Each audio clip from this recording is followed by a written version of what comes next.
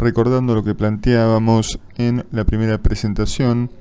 Al analizar una radiografía del sistema musculoesquelético debemos prestar atención a las características de huesos y articulaciones, y además debemos saber que los componentes de tejidos blandos que rodean estas estructuras, como músculos, ligamentos, tendones, tejido celular subcutáneo y piel, pueden ser también visualizados en una radiografía simple del sistema musculoesquelético. Los distintos sectores del hueso pueden ser reconocidos en una radiografía. Los extremos, denominados epífisis, se dividen del sector central o diáfisis por medio de las metáfisis. Podemos identificar además distintas densidades que corresponden al hueso cortical y al hueso esponjoso. Como vemos en esta imagen ampliada de una radiografía de húmero, el sector más radiopaco, o sea, más blanco, corresponde al hueso cortical. El sector más radiolúcido central corresponde al hueso esponjoso. Dos ejemplos acerca de lo que comentábamos recién. En la radiografía de la izquierda vemos un trazo de fractura de disposición transversa que compromete no solo al hueso cortical del cúbito, sino también ese trazo de fractura pasa a través del hueso medular. En la radiografía de la derecha vemos que una lesión lítica ubicada a nivel de la diáfisis humeral expande la cortical ósea y provoca una fractura patológica en su cortical lateral, pero también reemplaza la medular ósea que compromete a la diáfisis del húmero. La anatomía radiológica del hueso de los niños es diferente a la del hueso adulto. Podemos observar en esta radiografía que existe una banda radiolúcida adyacente a la epífisis de los huesos largos a nivel del codo, correspondiente al cartílago de crecimiento. Cuando se realizan radiografías en pacientes traumatizados pediátricos, debemos siempre tener en cuenta a los núcleos de osificación no fusionados y diferenciarlos de fragmentos óseos por fracturas. En el caso de existir dudas, debemos obtener radiografías comparativas o pedir radiografías previas del paciente que aclaren el diagnóstico. En esta sección analizaremos las radiografías más comunes del sistema musculoesquelético. Comenzamos con las radiografías de columna y en este caso la columna cervical. La radiografía de columna muchas veces inicia el algoritmo diagnóstico y puede ser la única prueba necesaria. Es un estudio eficaz en la demostración de alteraciones óseas y articulares y es un estudio de fácil accesibilidad. Observemos cuáles son los reparos de anatomía radiológica más importantes en la radiografía de columna cervical de frente. Los cuerpos vertebrales se articulan entre sí a través de apófisis unciformes que se manifiestan en las radiografías como prolongaciones laterales en el sector superior del cuerpo vertebral. La vía aérea central, la tráquea, se manifiesta como una banda radiolúcida superpuesta a la columna vertebral cervical.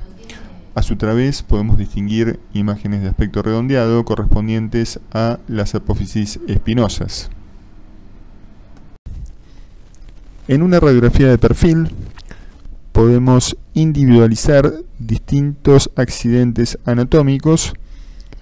De arriba hacia abajo, en el sector anterior vemos el arco anterior del atlas, en el sector posterior el arco posterior del atlas, por debajo el cuerpo vertebral del axis con su apófisis odontoides, los cuerpos vertebrales cervicales, hacia atrás las apófisis espinosas y en superposición las apófisis articulares. Además de las incidencias de frente y perfil, es conveniente obtener radiografías oblicuas para poder tener acceso a una visión de los agujeros de conjunción. Cuando ya conocemos la anatomía de la columna cervical, o de cualquier otra parte del cuerpo, vamos a prestar atención a la relación que tienen los distintos elementos anatómicos entre sí. Cuando nosotros deseamos evaluar la alineación de la columna cervical, podemos imaginariamente recordar que el sector anterior de los cuerpos vertebrales parece estar unido entre sí por una línea de aspecto oblicuo. Esa misma línea puede trazarse por detrás de la cara posterior de los cuerpos vertebrales, y una línea de similares características puede unir a las apófisis espinosas entre sí. Cualquier desviación de la alineación modificaría las líneas que trazamos imaginariamente. ¿Cuáles son los elementos de valor que podemos descubrir en radiografías en pacientes con enfermedad discal? En primer lugar, podemos establecer cuál es el nivel de la alteración a nivel de los discos intervertebrales. Cuando observamos la radiografía de columna cervical de perfil en el lado izquierdo, vemos marcado con una flecha blanca el nivel de la enfermedad discal en este paciente. Entre la quinta y la vértebra cervical encontramos disminución del espacio intervertebral y osteofitos marginales reactivos. En segundo lugar, podemos evidenciar cuáles son las consecuencias de la enfermedad discal a través de los fenómenos de osteoartrosis, como podemos observar en la radiografía de frente de columna lumbar, que presenta osteofitos y esclerosis en múltiples niveles. Otro ejemplo de alteraciones en pacientes con discopatías. En las radiografías de frente y perfil de este paciente podemos evidenciar oncoartrosis e hipertrofia de facetas articulares en la radiografía de frente del lado izquierdo, mientras que en la radiografía de perfil evidenciamos alteración en la alineación de los cuerpos vertebrales con rectificación de la lordosis cervical, disminución del espacio intervertebral a predominio inferior en la columna cervical y osteofitosis marginal con esclerosis ósea. Es frecuente la valoración de pacientes politraumatizados con radiografías de columna al ingreso. Podemos evaluar dos cosas. Por un lado, la morfología de los cuerpos vertebrales para detectar fracturas. Por otra parte, debemos evaluar la adecuada alineación de la columna para detectar espondilolistesis.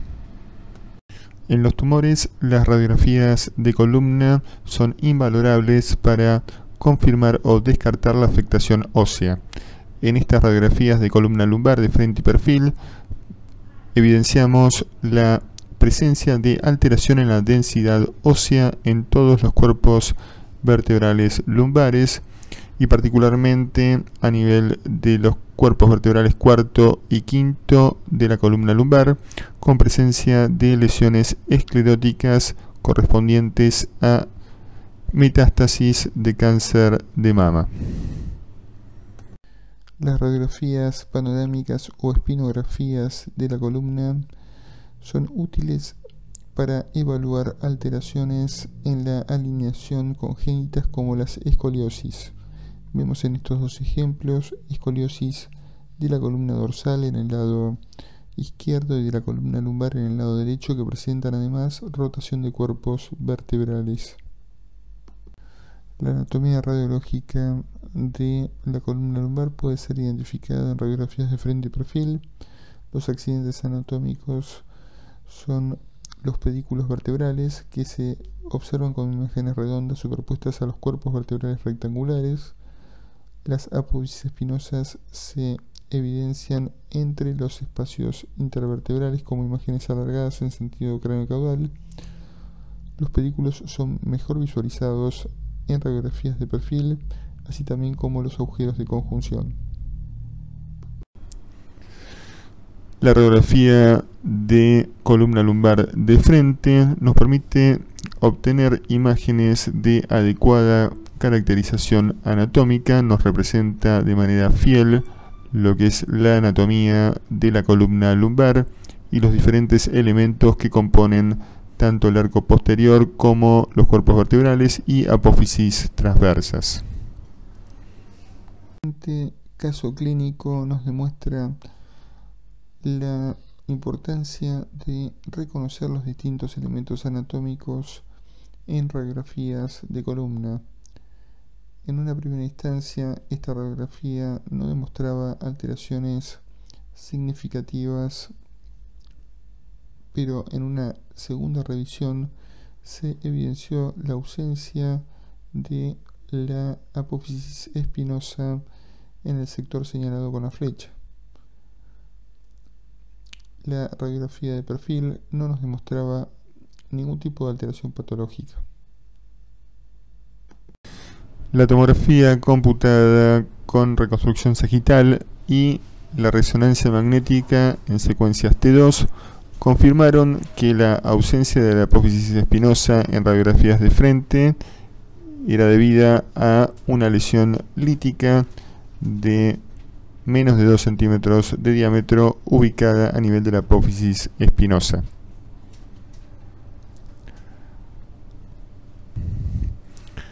En esta radiografía de columna lumbar de frente podemos observar la ausencia del pedículo derecho en este cuerpo vertebral lumbar inferior.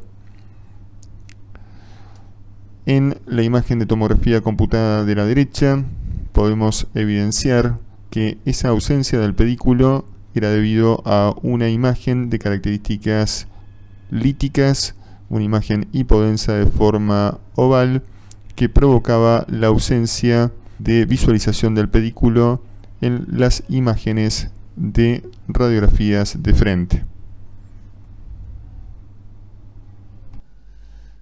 Es de fundamental importancia evaluar los tejidos paravertebrales a fin de descubrir alteraciones extravertebrales en las radiografías. Podemos evidenciar en esta radiografía de columna lumbar de frente la expansión de ese arco costal provocado por una alteración, una enfermedad del tejido fibroso. Las radiografías de columna dorsal de frente y perfil presentan elementos anatómicos similares a los antes mencionados. Una dificultad extra es la presencia de elementos cardiovasculares superpuestos en radiografías de frente, la presencia de arcos costales que atraviesan a la columna vertebral en las radiografías de perfil, y estos elementos pueden obscurecer la visualización de lesiones en la columna dorsal. Como incidencias especiales y para obtener información acerca del desplazamiento de estructuras en los diferentes movimientos de la columna, podemos obtener radiografías de perfil en flexión y extensión que nos permiten corroborar la adecuada alineación de los distintos cuerpos vertebrales en posiciones extremas. ¿Cuáles son las indicaciones entonces de radiografías en columna vertebral? Es el primer método en todas las patologías de la columna.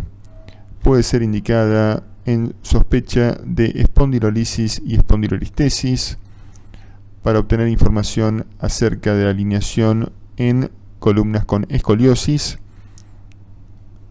Puede ser indicada en osteoartrosis, osteopatías metabólicas y en pacientes con trauma. Como siempre decimos, existen limitaciones al estudio radiológico. Sabemos que son imágenes bidimensionales que superponen estructuras entre sí en las distintas proyecciones. Presenta mediana sensibilidad y especificidad a la hora de detectar patologías y, como siempre decimos, no se visualizan muy bien los tejidos blandos. Pasemos ahora al estudio radiológico del miembro superior.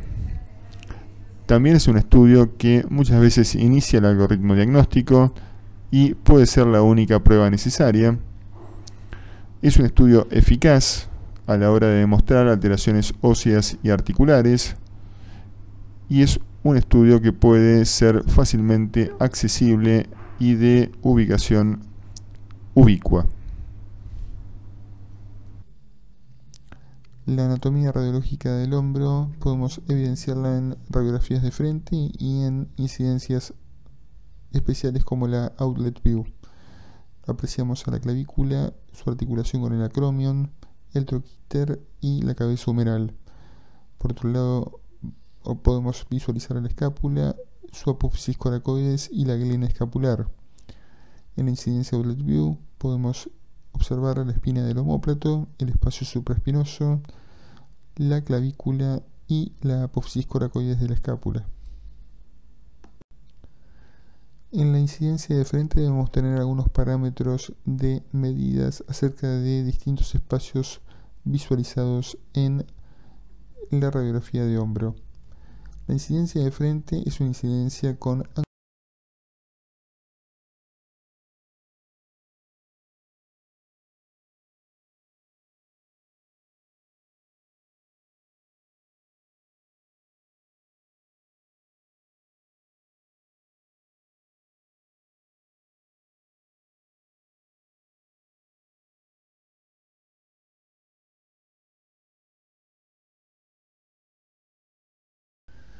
¿Para qué sirve la incidencia Outlet View?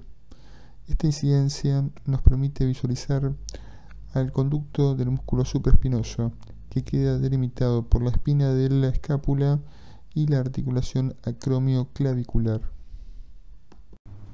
Otras incidencias utilizadas son la incidencia axilar, en donde podemos evaluar la distancia acromio-clavicular, que normalmente debe ser de 3 milímetros. La rotación de elementos anatómicos a la hora de realizar las incidencias radiográficas dificultan la visualización de las distintas estructuras normales. En la incidencia superior izquierda vemos una incidencia normal, una radiografía normal de hombro. En el lado derecho vemos que la rotación del húmero provoca distorsión de la anatomía que reconocemos a nivel de esta articulación. Lo mismo pasa en las radiografías inferiores con incidencias axiales. En esta radiografía del hombro de frente observamos distintos elementos anatómicos que configuran la articulación glenohumeral y acromio humeral, y con una flecha blanca podemos distinguir una calcificación que se encuentra en los tejidos blandos en relación al troquíter, correspondiente a una tendinitis calcificante del tendón del músculo supraespinoso. Como en otras radiografías, es de fundamental importancia la evaluación de los tejidos blandos periarticulares. Las radiografías nos permiten además tener conocimiento de alteraciones neoplásicas que pueden ocurrir en los huesos, en este caso a nivel del hombro. Observamos alteración en el contorno del sector medial del húmero por debajo de la metáfisis, correspondiente a un osteocondroma caracterizado por continuidad de la superficie cortical sin distorsión de la superficie de hueso esponjoso. Seguramente la radiografía de frente y la radiografía outlet de este paciente permitió hacer el diagnóstico fácilmente en este paciente traumatizado, en donde observamos, señalado con una flecha blanca, la solución de continuidad ósea a nivel del cuello del extremo proximal del húmero correspondiente a fractura. Vemos otro trazo fracturario marcado con una flecha blanca a nivel de la glena escapular, que toma contacto con el reborde glenoideo anterior y seguramente tendrá contacto con la superficie articular con el húmero. Podemos evaluar además alteraciones en la alineación de articulaciones, como en este caso, donde observamos una luxación acromio-clavicular con marcado desplazamiento de la clavícula con respecto a la superficie del acromion. Pasando a la articulación del codo, las estructuras anatómicas que configuran a esta articulación pueden ser reconocidas fácilmente en radiografías de frente y perfil. Podemos observar en la radiografía de frente la presencia de la fosa olecraniana en relación al olecranon. Además podemos observar la epitroclea o epicóndilo interno, el epicóndilo externo, la cúpula radial, el extremo proximal del cúbito, el extremo proximal del radio y la tuberosidad bicipital del radio. En la radiografía de perfil observamos las mismas estructuras anatómicas, pero con mejor precisión a la cúpula radial y a la apófisis coronoides del cúbito. Es importante obtener las imágenes radiográficas de frente del codo con la mano en supinación para poder obtener imágenes que nos demuestren fehacientemente la anatomía y no exista superposición entre cúbito y radio en radiografías de frente.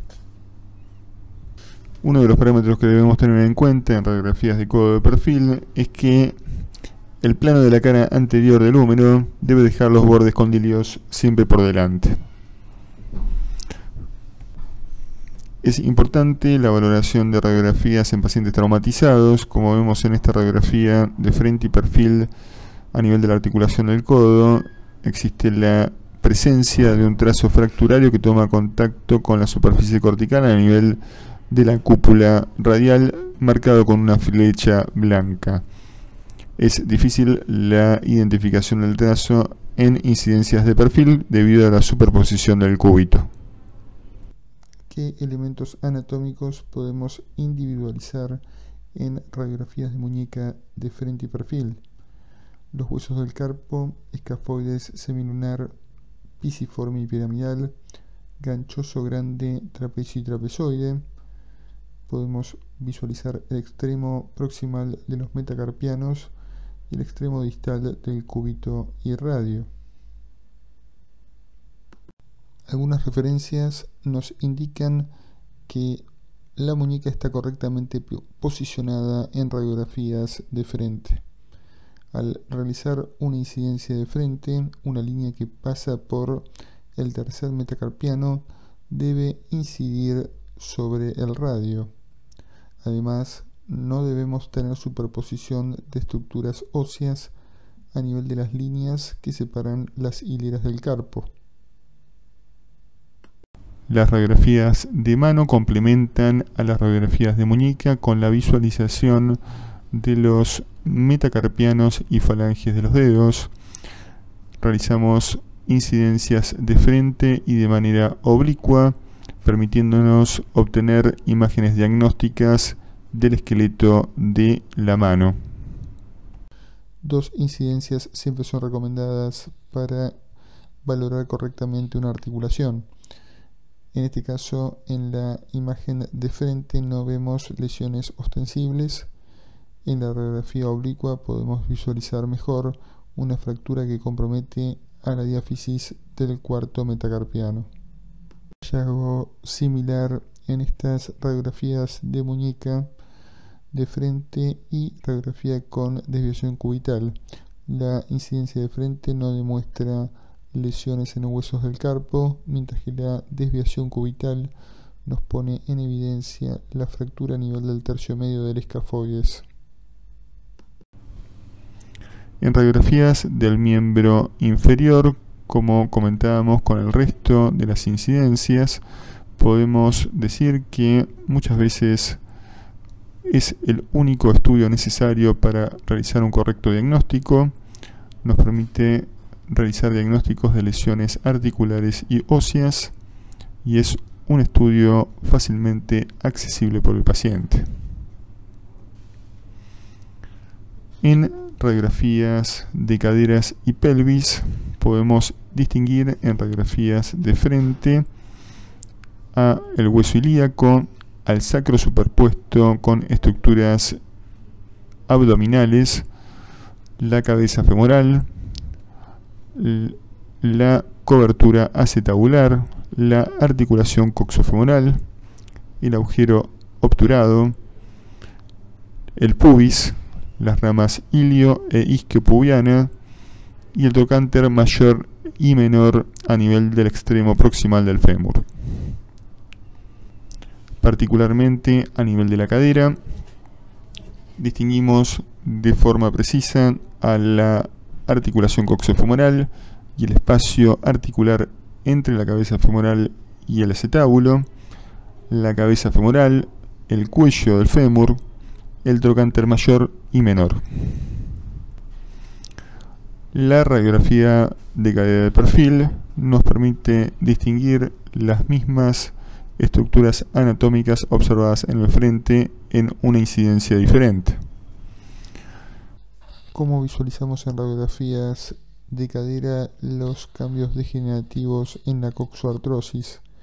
Comenzamos viendo disminución del espacio articular entre el acetábulo y la cabeza femoral, signos osteoproductivos con esclerosis ósea y geodas subcondrales ubicadas a nivel del sector superior de la cabeza femoral como imágenes radiolúcidas. Los pacientes con patologías traumáticas deberán ser valorados con radiografías de cadera de frente y perfil. En este caso es fácilmente evidenciable la presencia de una fractura a nivel del cuello femoral izquierdo. Los elementos anatómicos que pueden ser visualizados en una radiografía de rodilla de frente son los siguientes. Vemos al fémur distal, pudiendo delimitar el hueso cortical y la médula ósea, la rótula superpuesta a los cóndilos femorales, el extremo proximal de la tibia y el peroné, y además los tejidos blandos del tejido celular subcutáneo, músculos y componentes musculares a nivel de muslo y pierna. En radiografía de perfil también visualizamos al fémur, a la rótula que se encuentra por delante, al extremo proximal de la tibia y del peroné, y en los tejidos blandos podemos distinguir a la bursa suprapatelar y al espacio infrapatelar de Hoffa con una densidad radiológica similar a la grasa, y además al tendón rotuliano a nivel de los tejidos blandos por debajo de la patela. La incidencia axial nos permite distinguir de manera más precisa a la articulación patelofemoral y a la relación que tiene la rótula con la tróclea del fémur. En estas radiografías de frente y perfil podemos evidenciar, marcado con una flecha blanca, un trazo radiolúcido que toma contacto con la superficie cortical y articular del cóndilo medial. Ese trazo radiolúcido delimita un fragmento óseo de forma oval correspondiente a una osteocondritis disecante. Las radiografías de tobillo de frente y perfil nos permiten distinguir de manera correcta las distintas estructuras anatómicas que conforman la articulación del tobillo. Distinguimos en la radiografía de frente al extremo distal de la tibia y el peroné, al espacio articular con el astrágalo, a los malleolos interno y externo, y en la radiografía de perfil podemos individualizar al espacio articular subastragalino, al calcáneo y a huesos del tarso. En estas radiografías de frente de la articulación del tobillo podemos distinguir alteraciones en la morfología del extremo distal de la tibia en un paciente con un osteocondroma que deforma además la cortical medial del peroné. Estas alteraciones son fácilmente reconocibles en radiografías musculoesqueléticas y en particular en el tobillo en este caso. ¿Cuáles son las limitaciones del estudio radiológico del sistema musculoesquelético?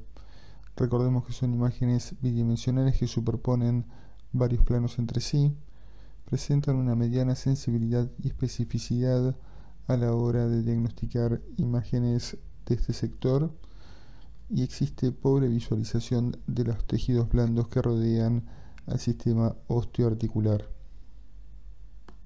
Muchas gracias por su atención.